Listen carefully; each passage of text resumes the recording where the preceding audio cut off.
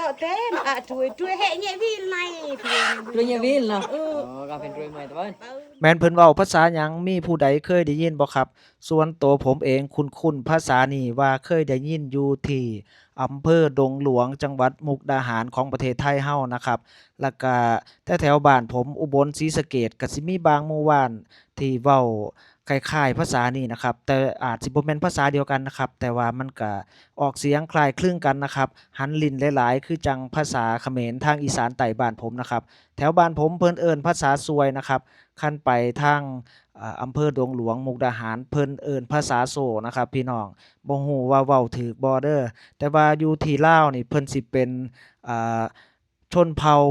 บรูนะครับบรูมังกรแล้วก็บรูตรีนะครับทุกคนเพิ่นเว้าภาษาที่เฮาได้ยินอยู่นี่นะครับวิถีชีวิตของเพิ่นก็สิเป็นแบบดั้งเดิมนะครับยังมีการตำข้าวกินแล้วก็ตำให้เป็ดให้ไก่ให้หมูตำให้สัตว์เลี้ยงเพิ่นยังมีวิถีชีวิตที่เรียบง่ายและดั้งเดิมมาฟังเสียงเพิ่นเว้าครับ Nạ ta sài mà này o rồi bò. cho ọt ngọn ơi Ồ, ta có nia mưa cái cành này. câu nia neo Nia nào nào. Kỵ nó còn phải nia mày thôi. vâng